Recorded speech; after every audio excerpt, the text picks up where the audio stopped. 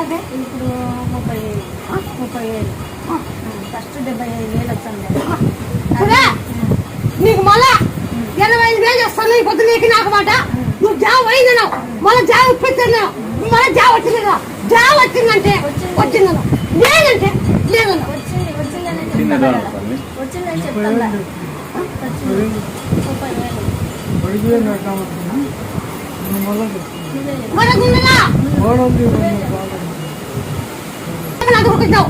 మన ఉద్యోగం ఇప్పితే మాట ఇచ్చిన.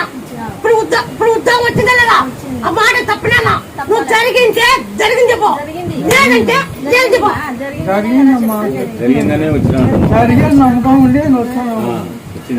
నన్ను నమ్మినోడు నోరు జరగవు. నేను చెప్పలే కాదు, తలవాడి బతుకు జరగవు. యాకుల్లోనే తప్పుకుంటారా? యాకుల్లో